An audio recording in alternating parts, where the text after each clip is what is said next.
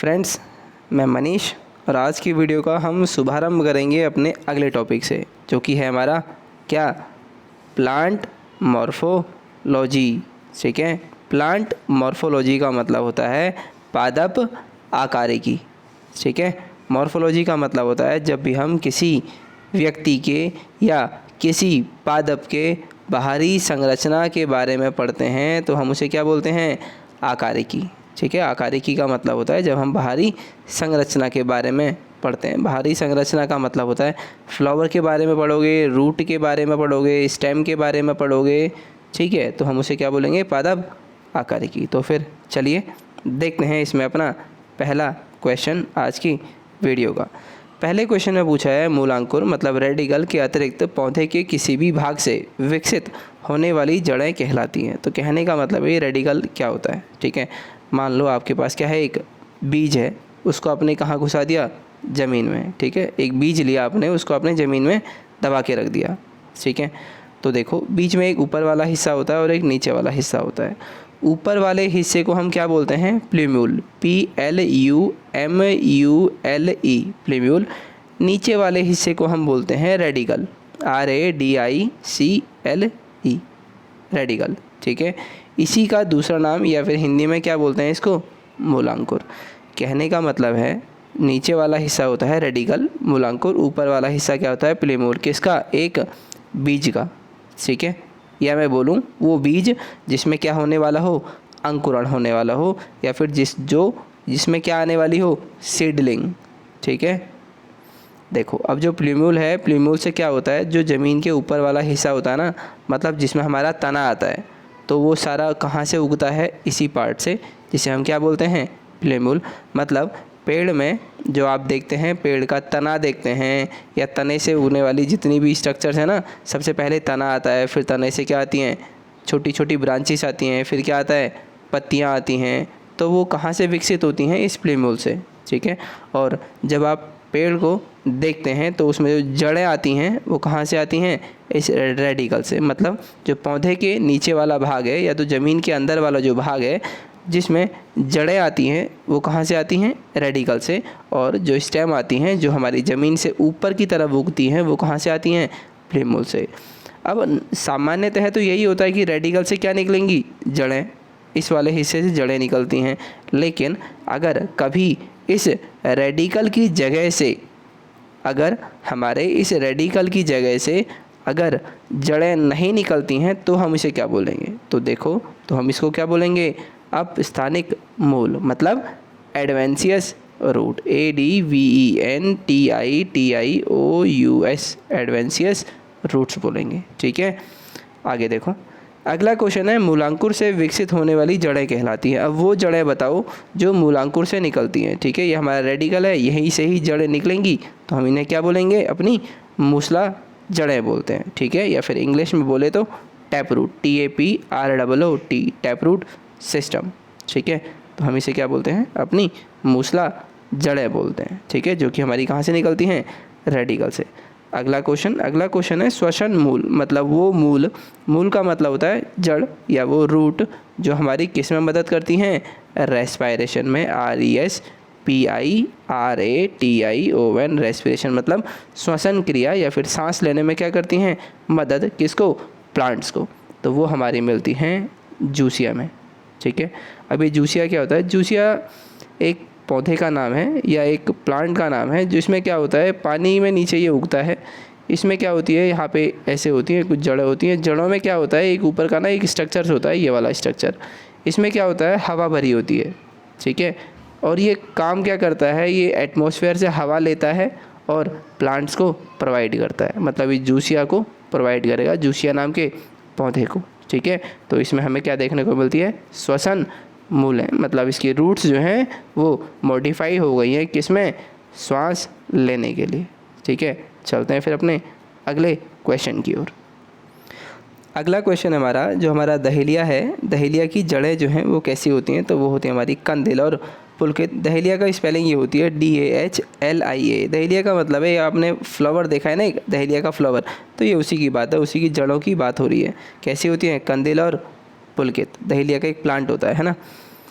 आगे है ऊपरी रोही मूल होती है, मतलब ऊपरी रोहित, या फिर मैं कह सकता हूँ जो हमारी एपीफाइटिक रूट होती है, EPIPHYTIC, जो एपीफाइटिक मेरी रूट होती है वो मेरे को किस में देखने को मिलती है, वो देखने को मिलती है ऑर्किड्स में, जिसमें कि क्या प्रेजेंट होता है, वेलामेंट टिश्यू भी प्रेजेंट होता है। अब ये वेलामेंट टिश्यू के बारे में ना मैंने जो आपको सॉल्यूशन कराया था LT 2018 का, उसमें समझा चुका हूँ बड़े अच्छे से। मुझे नहीं लगता कि अब यहाँ पर उसकी कोई दोबारा बात करने की आवश्यकता है। आगे देखते हैं, आगे है हमारा न्यूमेटोफोर्स, जो होती हैं श्वसन मूल या वो जड़ें जो हमें श्वसन या रेस्पायरेशन में हेल्पफुल होती हैं। वो प्रायः किस में मिलती हैं, तो वो मिलती है हमको मैंग्रोव पादपों में। अब यार मैं आपको एक डायग्राम दिखाता हूँ, उससे आपको ज़्यादा अच्छे से समझ में आ जाएगा कि जो न्यूमेटोफोर्स है हम किसको बोलते हैं। ठीक है, तो देखिए, तो देखो ये है हमारा डायग्राम, जिसमें हम देखेंगे ये तो है हमारा प्लांट, ये प्लांट की क्या है, ये जड़, ये मतलब है रूट, जो उसकी मेन रूट है। इस मेन रूट से ये स्ट्रक्चर्स निकले हुए हैं जो आप देख रहे हैं, बड़े नुकीले स्ट्रक्चर्स देख पा रहे हैं आप।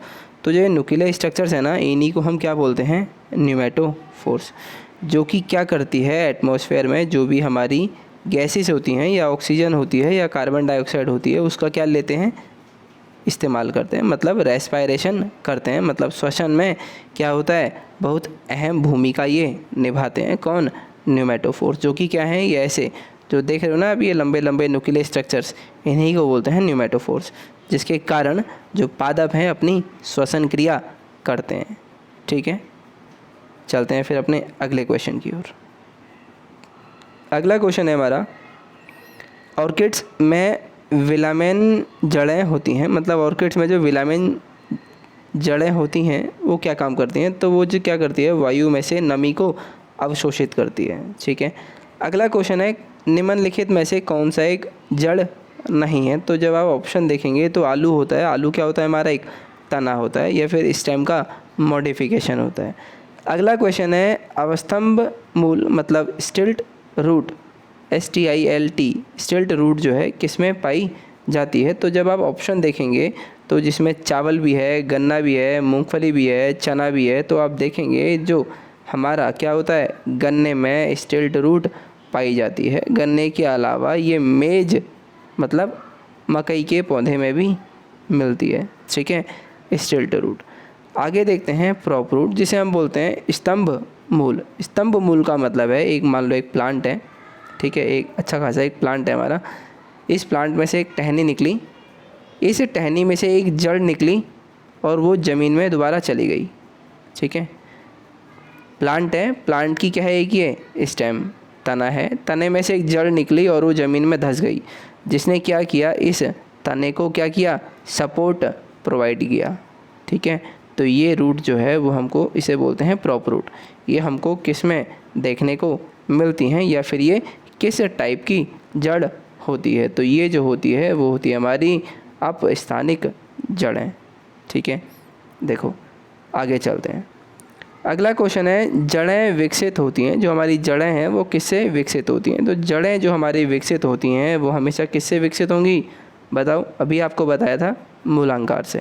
ठीक है, मतलब रेडिकल से।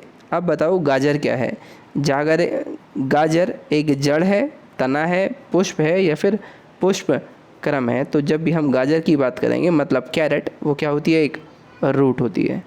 ठीक है, अगला क्वेश्चन देखते हैं, जड़ के किस भाग में सर्वाधिक वृद्धि होती है, मतलब सबसे ज़्यादा इलोंगेशन जो है हमको कहाँ पर देखने को मिलती है, तो वो हमको देखने को मिलती है, मान लो ये आपकी जड़ है तो सबसे आगे क्या होती है, रूट कैप वाला हिस्सा होता है। ठीक है, रूट कैप वाला हिस्सा होता है, जो क्या इसका कार्य क्या होता है, ज़मीन में जो मिट्टी है उसको उसमें घुसना होता है। ठीक है, या मतलब ये ज़मीन से जो ज़मीन में जैसे जैसे घुसेगा वहाँ की मिट्टी हटाता जाएगा और आगे बढ़ता जाएगा। ठीक है, जो कि किसका काम है, रूट कैप का। लेकिन जो जड़ें बढ़ती हैं वास्तविक वो यहाँ से बढ़ती हैं, मतलब जो रूट कैप है उसके ठीक पीछे वाला भाग। ठीक है, तो जिसे हम क्या बोलते हैं, मूल शीट्स के ठीक पीछे के हिस्से में क्या होती है, सर्वाधिक वृद्धि। अगला क्वेश्चन है, बरगद के पेड़ के तने से लटकने वाली मोटी जो जड़ें हैं वो क्या कहलाती हैं। बरगद का पेड़ देखा होगा ना आपसे, कुछ जटाएं से निकलती हैं बरगद के पेड़ से जो मोटी मोटी होती हैं, तो वो क्या होती हैं, असल में जड़ें होती हैं। तो और उस जड़ को हम क्या बोलते हैं, स्तंभ मूल बोलते हैं, जो कि उस बरगद के पेड़ को क्या देती है, सपोर्ट देती है। ठीक है, अगले क्वेश्चन की ओर चलते हैं। फिर अगले क्वेश्चन में हमसे पूछा गया है इनमें से कौन सा जोड़ा क्या है, गलत है। तो देखो, जब आप शंकरक्वार जड़ प्याज है, कुंभी रूप जड़ शलजम है, तुर्क रूपी जड़ मूली है, या श्वसन मूल मैंग्रोव पौधे हैं, तो आपको क्या बताना है, गलत है। तो जब आप ऑप्शन देखेंगे तो प्याज में ये जो है ना शंकवार जड़, तो ये प्याज तो होता ही नहीं है, मतलब ये जड़ नहीं होता है। बेसिकली देखा जाए तो ओनियन, ठीक है, ओनियन बल्ब मतलब जो ओनियन होता है इसमें जड़ मौजूद नहीं होती है। तो यही क्या है हमारा गलत ऑप्शन। अगला क्वेश्चन है जो हमारी श्वसन मूल, जिसे हम न्यूमेटोफोर्स भी बोलते हैं, ये किस में पाई जाती है। तो जो न्यूमेटोफोर्स हैं ये हमारे किस में पाई जाती हैं, ये राइजोफोरा में पाई जाती हैं। ठीक है, या फिर मैंग्रोव स्पीसीज में भी पाई जाती हैं, जिसका मैंने आपको थोड़ी देर पहले डायग्राम दिखाया था। आगे चलते हैं। पान की लता में बनने वाली जड़ कौन सी होती है। जो पान की लता है मतलब पान के पेड़ की जो स्टेम है उसमें जो बनती है जड़, वो कौन सी होती है, तो वो होती है हमारी आरोही जड़ होती है। ठीक है, आगे चलते हैं। आगे है हमारा आलू का खाने वाला भाग। जो हम आलू का जो खाने वाला जो पार्ट होता है वो क्या होता है, तो वो होता है हमारा तना, क्योंकि आलू क्या है, मॉडिफाइड स्टेम। ठीक है, तो चलते हैं फिर अगले क्वेश्चन की ओर। अगले क्वेश्चन में हमसे पूछा है जो हमारा पर्ण का स्तंभ मतलब फाइलोक्लेड एक क्या है, रूपांतरण किसका है। तो फाइलोक्लेड में ये जो हमारा रूपांतरण होता है ये तने का रूपांतरण होता है। ठीक है, तना जब चौड़ा हो जाएगा उसमें क्या होगी, जब वो रेस्पायरेशन कर सकेगा या फिर फोटोसिंथेसिस कर पाएगा तो हम उसे क्या बोलेंगे, फाइलोक्लेड बोलेंगे। ठीक है, नागफनी में प्रकाश संश्लेषी कार्य होता है, मतलब जो नागफनी का पौधा है इसमें प्रकाश संश्लेषण फोटोसिंथेसिस जो है वो किसके द्वारा होता है, तो वो किसके द्वारा होता है, पर्णकाय स्तंभ द्वारा। ठीक है, अगला क्वेश्चन है कौन सा एक तना है मतलब स्टेम है। तो एग्जाम्पल क्या होगा हमारा, आलू। आलू किसका है, स्टेम है या फिर एक तना है जो कि ज़मीन के अंदर होता है। पत्ता गोभी खाद्य पदार्थ का संग्रह कहाँ करता है। पत्ता गोभी जो हम सब्जी खाते हैं या जो वेजिटेबल है एक, तो इसमें जो है उसका जो खाद्य पदार्थ है वो कहाँ पर स्टोर करता है। तो जैसा आपको पता लग रहा है गोभी तो होती है गोभी, लेकिन पत्ता होता है लीव्स। तो कहने का मतलब है जो उसकी लीव्स है, लीव्स में क्या होता है, उसका खाने के पदार्थ का संचय होता है या संग्रहण होता है। तो किस में होगा, पत्तियों में। ठीक है, चलते हैं अगले क्वेश्चन की ओर। अगला क्वेश्चन है हमारा, आलू भूमिगत रूपांतरित तना होता है जिसे कहा जाता है, क्या कहा जाता है, जो उसकी मॉडिफाइड स्टेम है उसको हम क्या बोल देते हैं, कंद बोलते हैं उसको।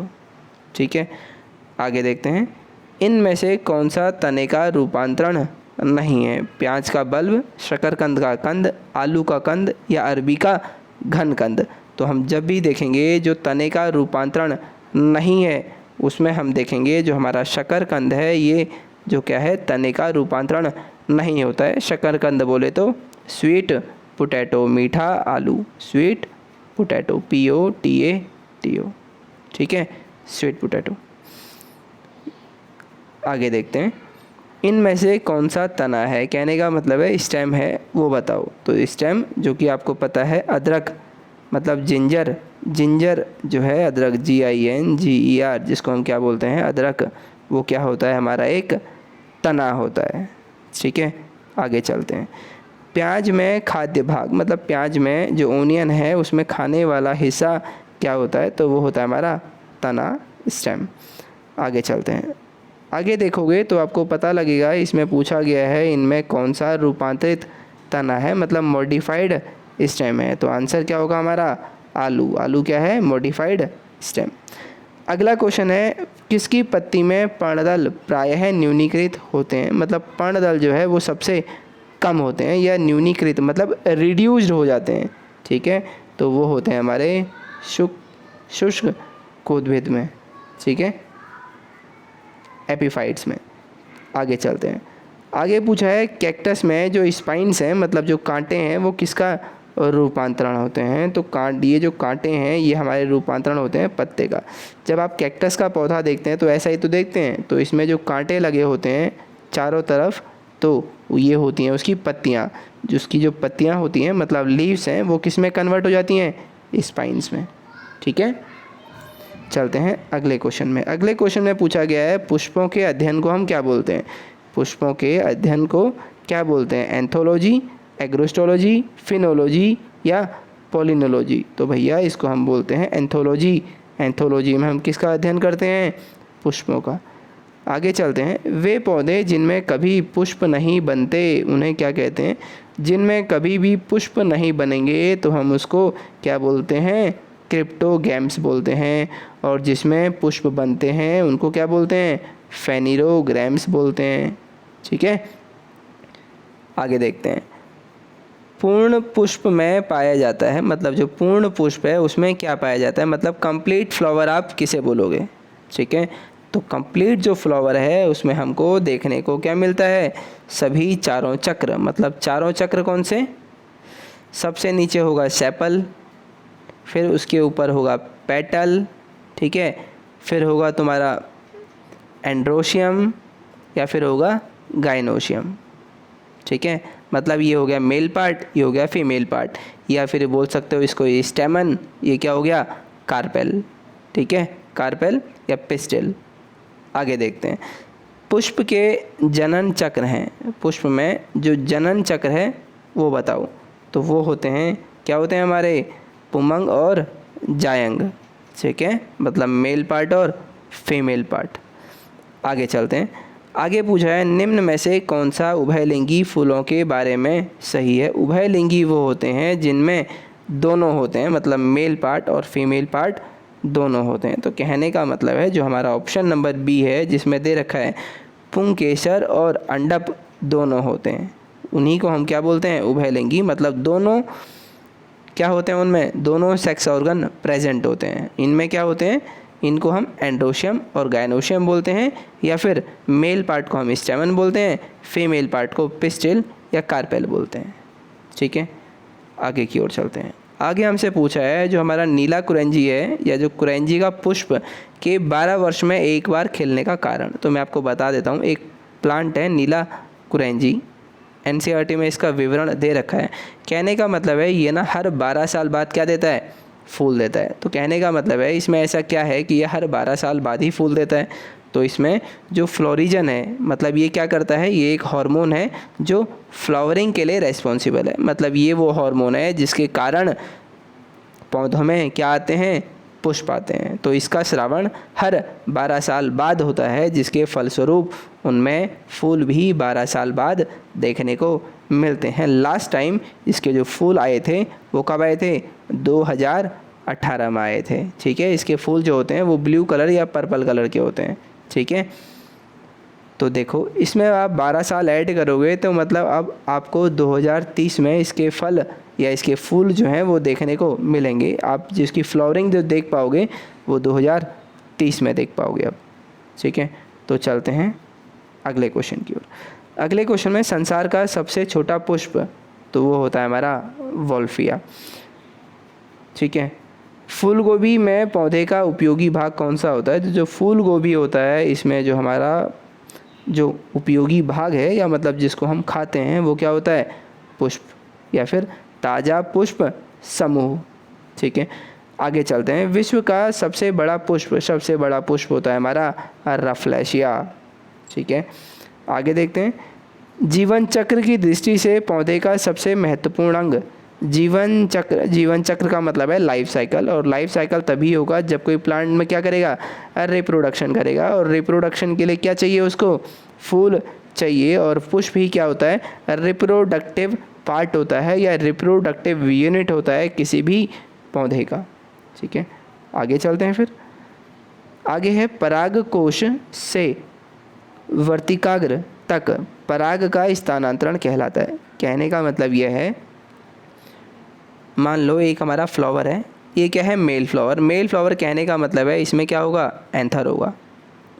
एंथर कैसा होता है, बाइलोब। एंथर होता है हमारा मेल पार्ट।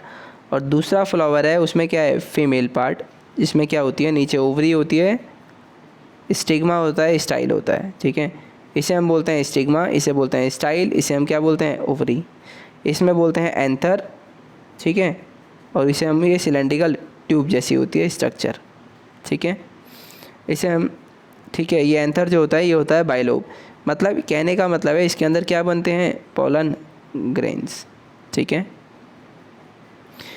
अब देखो जब ये एंथर फटता है तो कहने का मतलब है इसके अंदर से क्या निकलते हैं, पोलन ग्रेन्स निकलते हैं। अब देखो जैसे कि आपका मान लो एक घर है ये, ठीक है, आपका एक घर है। जब आपको सिलेंडर चाहिए होता है तो आप क्या करते हो, सिलेंडर बुक करते हो ना, तो मतलब एक सिलेंडर वाले का दुकान होता है। क्या मैं ये कह सकता हूँ कि ये क्या होता है, एक गोदाम होता है जहाँ पर सिलेंडर रखे होते हैं।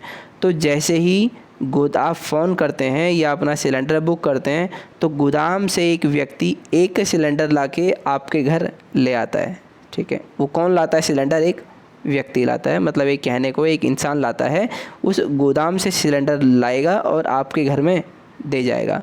ठीक वैसे ही ये जो यहाँ पर पोलन ग्रेन हैं जो इस पौधे से अभी अभी निकले हैं या इस एंथर के फूटने के बाद अभी अभी निकले हैं, इनको इस स्टिग्मा पर, ये जो जगह है इसे बोलते हैं स्टिग्मा, जो कि किस में होता है, फीमेल पार्ट में, पौधे के फीमेल पार्ट में, इसे बोलते हैं स्टिग्मा।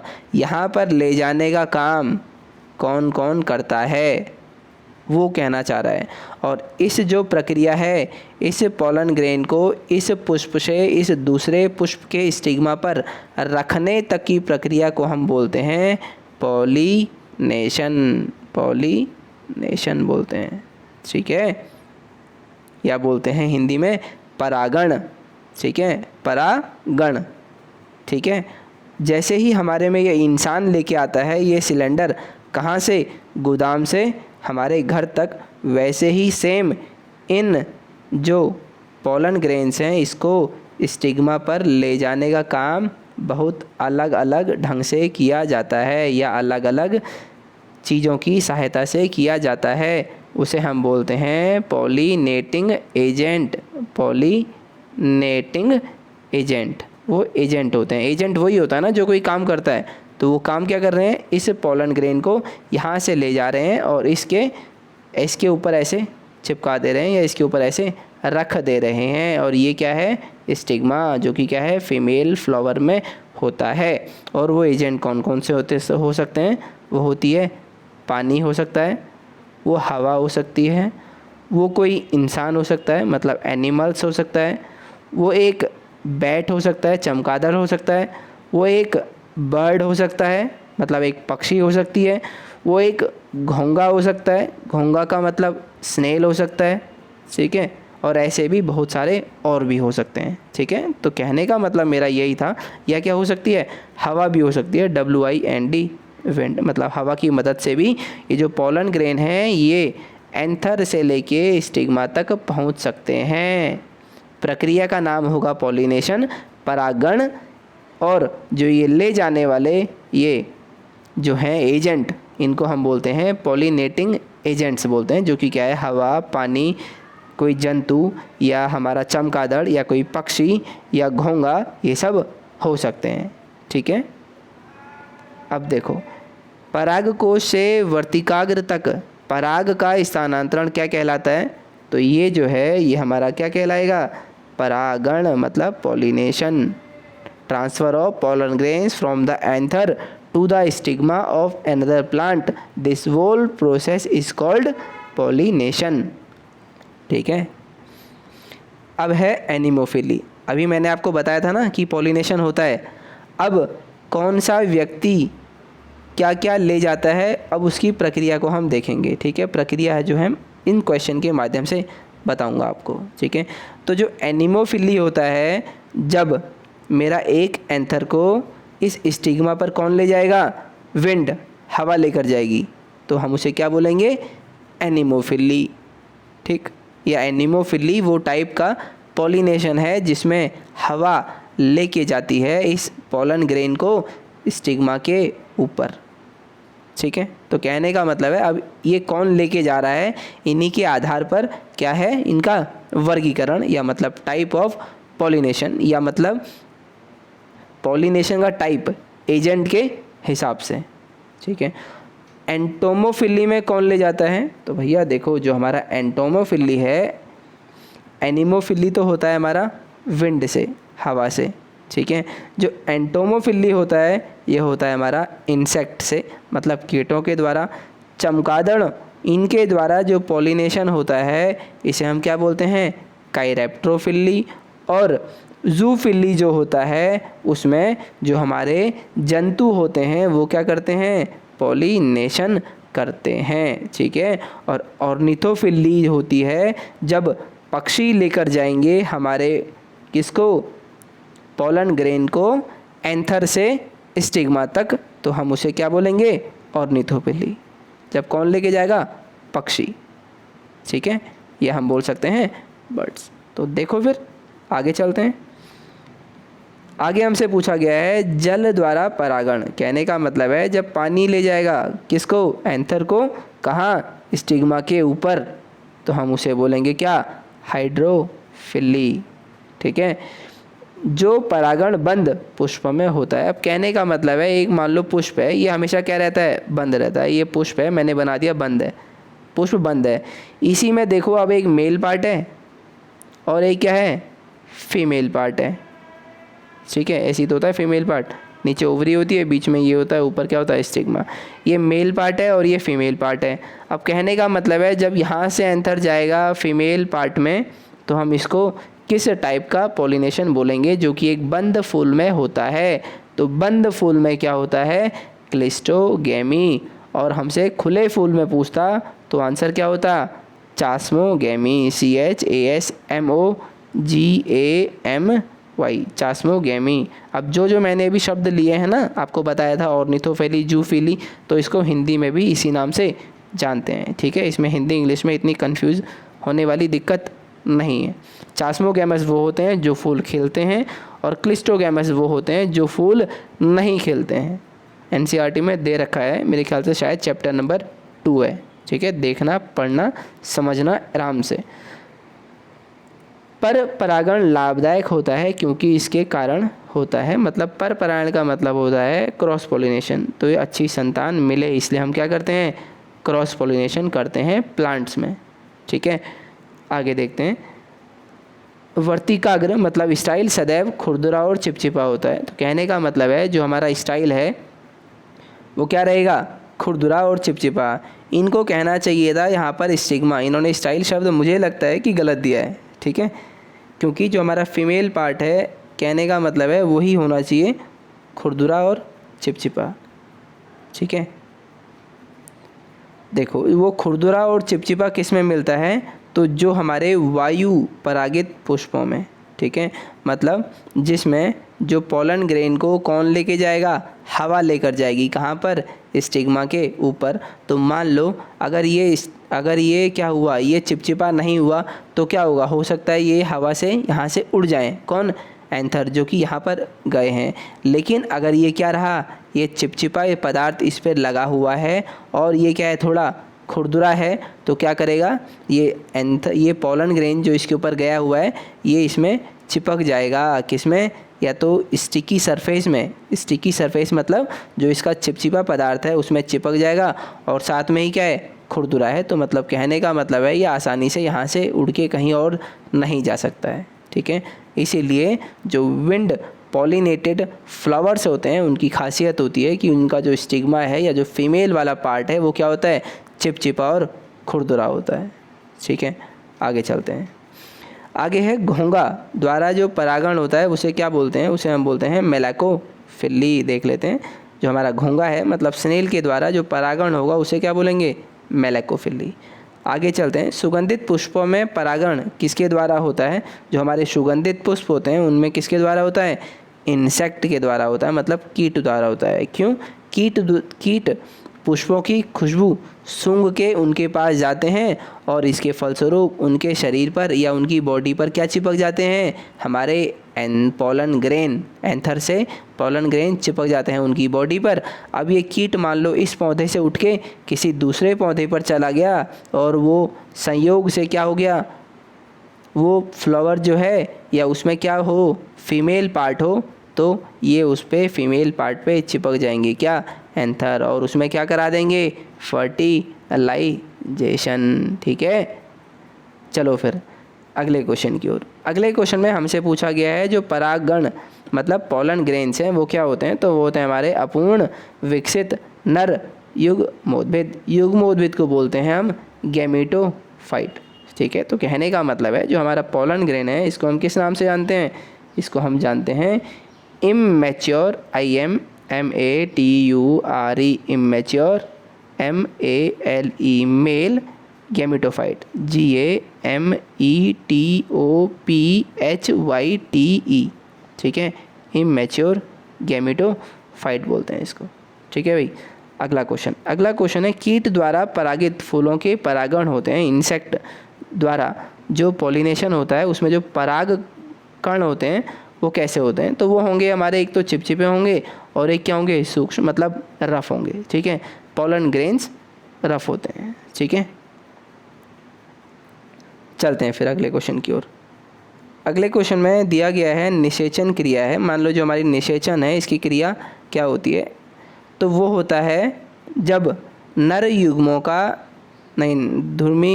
ध्रुवीय केंद्रों से संयोजन, नहीं ये नहीं होगा, ध्रुवीय केंद्रों से संयोजन या बीजांड से बीज का निर्माण या फिर पराग कणों का परागकों से वर्तिक्राग पर स्थानांतरण या फिर एक नर युग्मक का अंडाणु से संयोजन। तो देखो जो हमारा निषेचन है ना, निषेचन का मतलब होता है फर्टिलाइजेशन।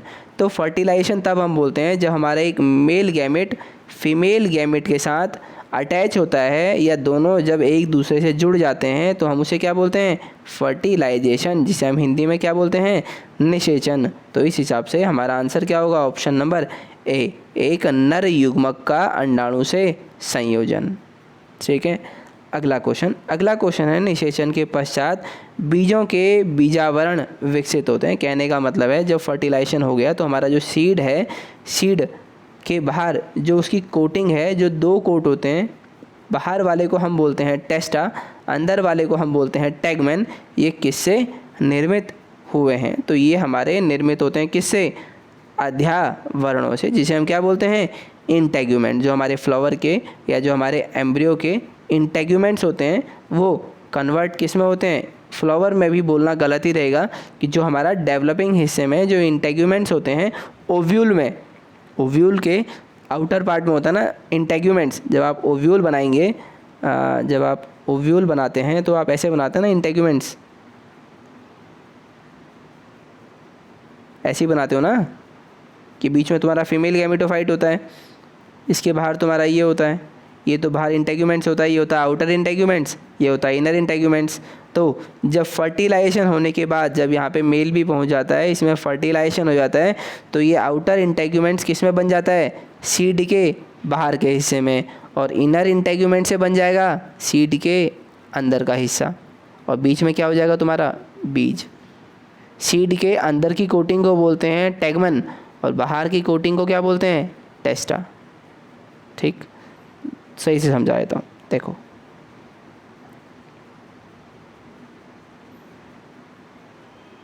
यही होता है, ये होता है तुम्हारा आउटर इंटेग्यूमेंट OI, और ये होता है तुम्हारा II मतलब इनर इंटेग्यूमेंट।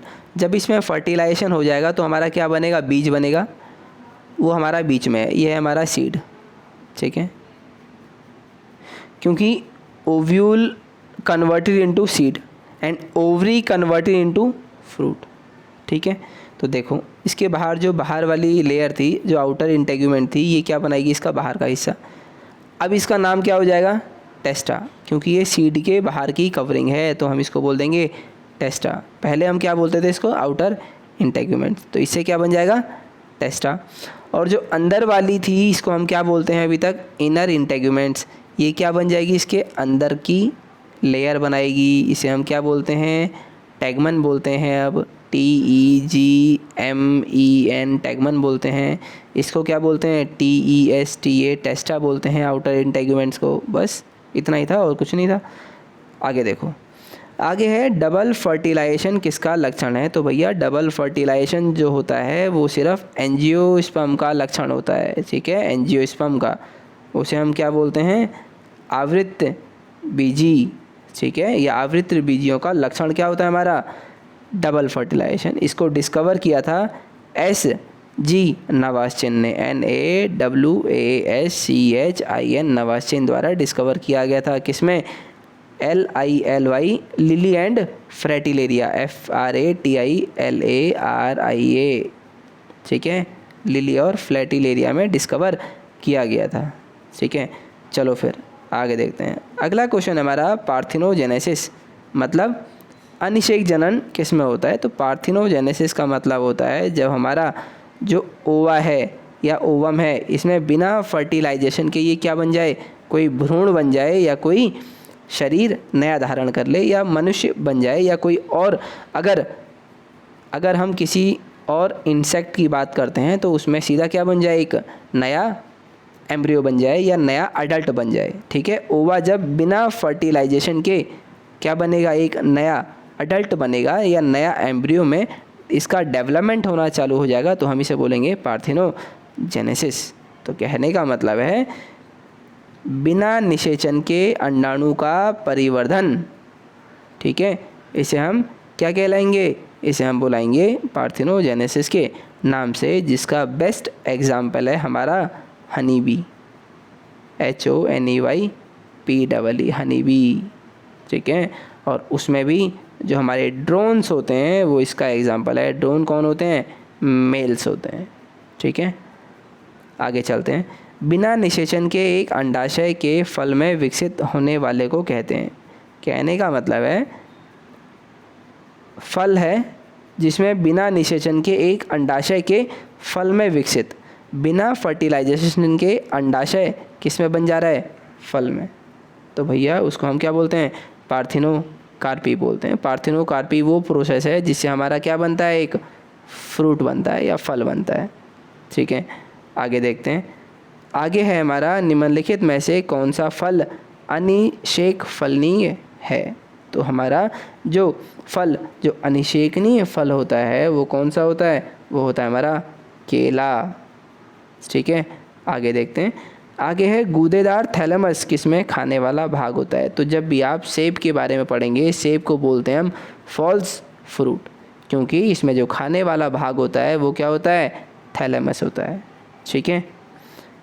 आगे देखते हैं अपने अगले क्वेश्चन की ओर। फिर अब अगला क्वेश्चन है, निम्न में से किसकी खेती पौधे का प्रतिरोपण करके की जाती है। अब ये प्रतिरोपण का क्या सीन है या ये क्या हिसाब किताब है। तो देखो, मान लो एक ज़मीन है, इस ज़मीन पे मैंने क्या कर दिए, एक बीज एक ही जगह पहले लगा दिए, सारे बीज जो हैं एक ही जगह गिर दिए, ठीक है।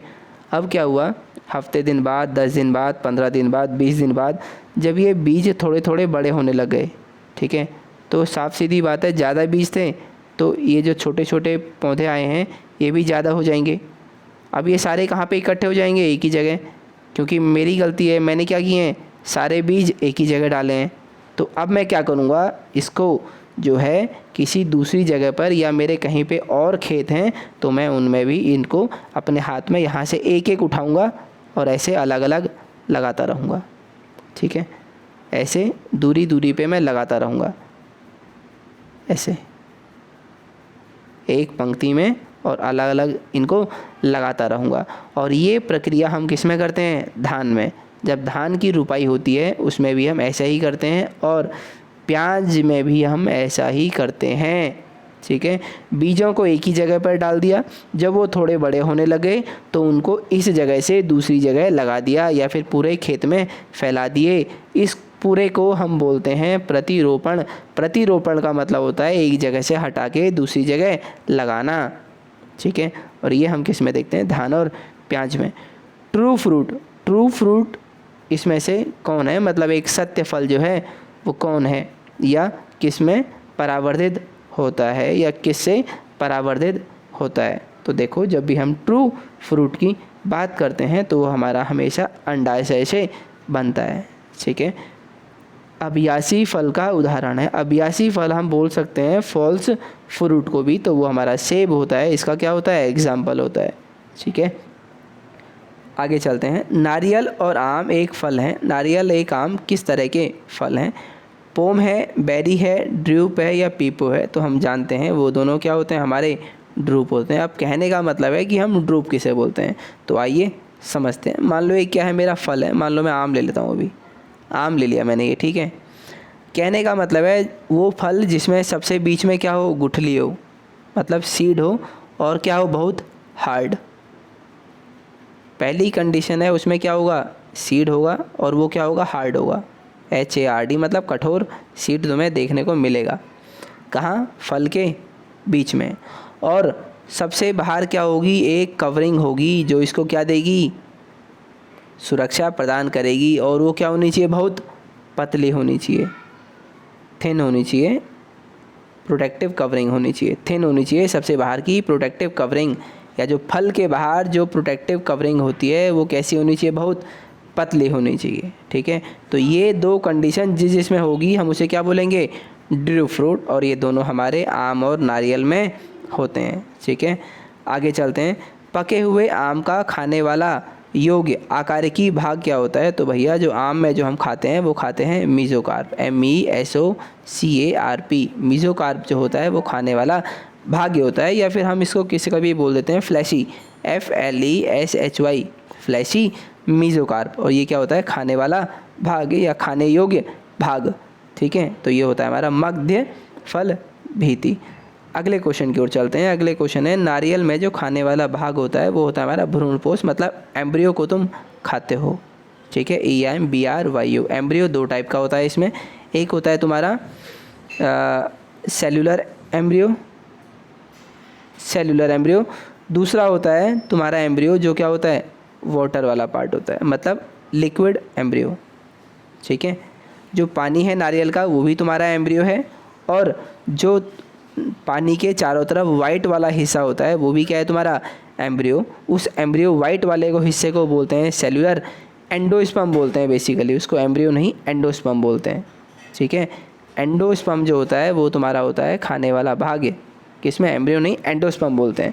एक होता है सेलुलर एंडोस्पर्म, दूसरा होता है लिक्विड एंडोस्पर्म। लिक्विड एंडोस्पर्म हो गया पानी, और सेलुलर एंडोस्पर्म हो गया वाइट वाला भाग जो क्या होता है खाने वाला किसी भी नारियल में, ठीक है। तो वो होता है भ्रूणपोष, ठीक है, एंडोस्पर्म। आगे चलते हैं। लीची फल का खाने वाला भाग जो होता है वो होता है एरेल। सेब एवं नाशपाती में जो खाने वाला भाग होता है तो वो क्या होता है, थैलेमस होता है, जिसको हम क्या बोलते हैं, जिसको हम बोलते हैं मांसल पुष्पासन।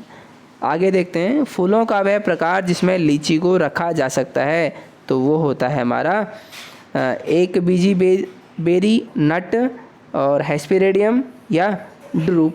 तो इसको हम रखते हैं किसमें, ड्रूप में, किसको, लीची को, ठीक है। और इसमें खाने वाला भाग जो होता है वो कौन सा होता है, एरेल। आगे चलते हैं। बीज रहित फल प्राप्त किया जा सकता है किसके द्वारा, हार्मोन्स के द्वारा। पाइनएप्पल किस प्रकार का फल है, तो जब भी हम पाइनएप्पल को देखेंगे तो वो हमारा किस प्रकार का होता है, सोरोसिस प्रकार का होता है, ठीक है। निम्न में से कौन सा युग्म सुमेलित है, मतलब कौन सा जो ऑप्शन है या कौन सी मैचिंग क्या है, करेक्ट है। तो जब भी देखेंगे हमारा जो केला होता है ये क्या होता है, एक बेरी होता है, तो ये हमारा बिल्कुल सही ऑप्शन है। आगे देखते हैं। किस पौधे का फल भूमि के नीचे पाया जाता है, मतलब ज़मीन के अंदर जहाँ फल मिलता है तो वो होती है हमारी मूंगफली, ठीक है। आगे चलते हैं।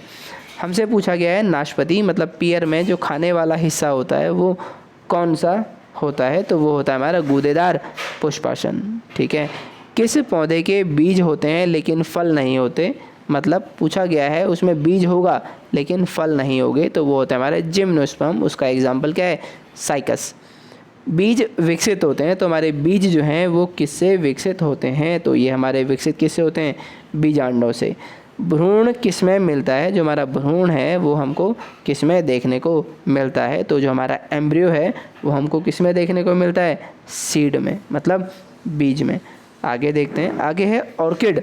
जो हमारे ऑर्किड के बीज होते हैं वो कैसे होते हैं, तो हमारे ऑर्किड के बीज जो होते हैं वो होते हैं एक तो बहुत ज़्यादा मात्रा में होते हैं, और दूसरे क्या होते हैं, बहुत हल्के और शुष्क होते हैं, मतलब ड्राई होते हैं, ठीक।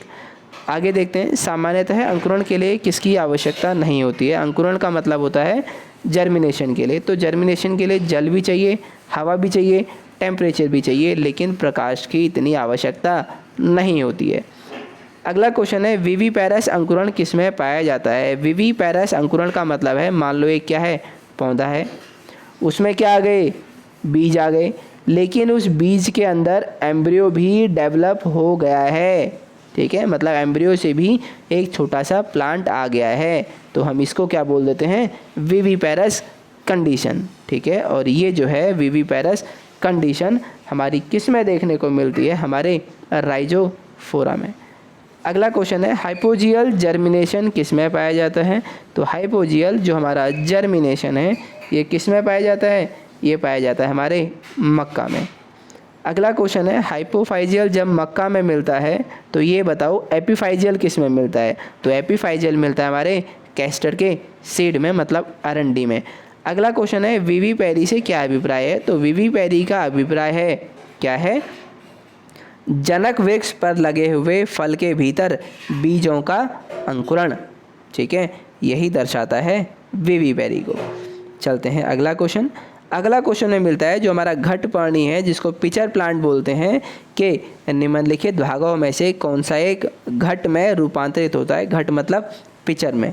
पिचर प्लांट का ऐसा कौन सा पार्ट है जो पिचर में रूपांतरित होता है। तो वो क्या होती है, उसकी लीव्स होती हैं, लीव्स को बोलते हैं पत्ता, ठीक है। तो चलते हैं अपने अगले क्वेश्चन की ओर। निम्नलिखित में से कौन सा एक कीटहारी पादप है। मतलब इनमें से हमसे पूछा गया है जो 4 ऑप्शन है, पैशन फ्लावर पादप, रात की रानी नाइट क्वीन, घटपर्णी या फिर फ्लेम ऑफ द फॉरेस्ट। इन चारों में से हमें बताना है कि कौन सा एक कीटहारी पादप है। पादप का मतलब होता है प्लांट और कीटहारी का मतलब होता है जो क्या करता है, कीटों को, इंसेक्ट को मार के खाता है। तो इंसेक्ट को मार के खाने वाला या इंसेक्ट को मारने वाला जो हमारा पौधा होता है वो कौन होता है, घटपर्णी। अब चलते हैं अपने अगले क्वेश्चन की ओर। अगला क्वेश्चन है हमारा संसार में तेज़ी से बढ़ने वाला पौधा। तो संसार में जो सबसे तेज़ी से बढ़ता है पौधा वो किसका बढ़ता है, बांस का, मतलब बैम्बू का पौधा सबसे तेज गति से बढ़ता है, ठीक है। अगला क्वेश्चन है विश्व में सबसे लंबा पौधा कौन सा है। तो सबसे लंबा पौधा है इक्विलैप्टस का, जो कि क्या होता है, एक एंजियोस्पर्म है, ठीक है। सबसे लंबा एंजियोस्पर्म है जो कि क्या है, इसका नाम यूकेलिप्टस का पौधा है, ठीक है। चलते हैं फिर अपने अगले क्वेश्चन।